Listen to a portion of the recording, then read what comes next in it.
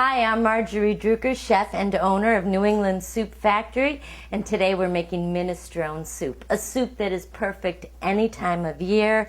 You always have the ingredients in the house. It's low-key, it's rustic, it's hearty, it's filling, and it's really delicious, and people will always come back for more.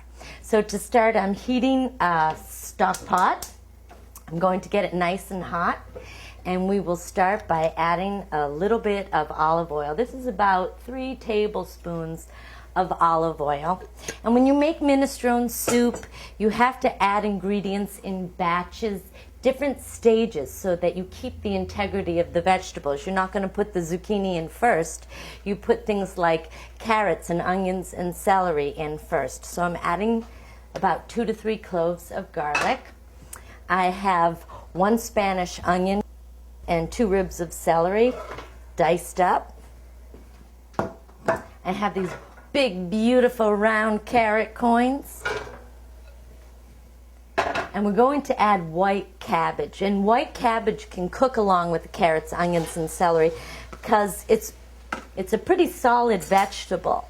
So it will take some cooking time to get really tender the way minestrone soup should taste. The vegetables will all have their own texture and softness to it.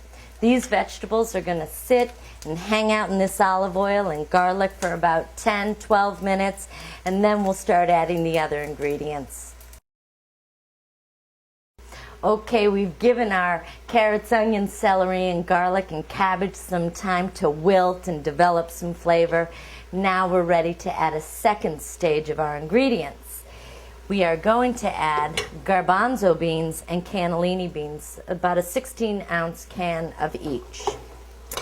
And again, if you keep your pantry stocked with all of these ingredients, beans, lentils, barley, you can always make soup in a snap. This is 1 can of red kidney beans. I'm going to add some crushed tomato. And then some pieces of tomato. You can use stewed tomatoes. These happen to be San Marzano tomatoes because it's a tomatoey kind of broth, so I want a really rich and lovely tomato flavor. You ever notice that minestrone soup, the broth itself has, even though there's no cream in it, there's something about the texture. It's kind of creamy a little bit. I took 1 can of the cannellini beans. The recipe calls for 2 cans.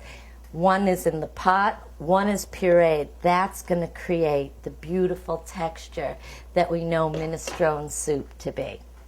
And it also will add nice flavor. At this point, I'm going to add some stock. You can use chicken stock or vegetable stock, whatever you have. Today I'm using chicken stock. I want that rich, chickeny kind of a flavor, but vegetable stock works just as nicely. I'm going to add 2 cups of high quality tomato juice. And now we will add some herbs. We're going to add about 2-3 bay leaves, a few pinches of dried oregano, some black pepper, some salt, and some dried basil. The second stage is done. At this point, we're going to bring this to a boil. It's going to cook on a simmer for about 35 minutes. After that, we're going to add our 3rd round of vegetables. We're putting a lot of vegetables in the pot today. Okay, we're ready for stage 3. Our soup has softened up a little bit. The vegetables have become tender, not too tender. But now we'll add the vegetables that we want to keep a little bit more brighter, keep the integrity, the color of the vegetables. I have 2 zucchini diced, 2 summer squash, and we have about a pound of snipped fresh green beans. These cook really quickly. At the restaurant, it's always the last ingredient that I add. I add this about 10 to 15 minutes before the soup is done. So that way, you know, they still look kind of, it's not that they're al dente, but they still hold their form. They're not falling apart. So I have all of these vegetables in the pot. I have all my beans and this delicious stock. And I'm going to, at this point, add some fresh spinach. And this will cook really quickly, and again, it will give it that bright, gorgeous color. And I'll add some fresh parsley and some fresh basil.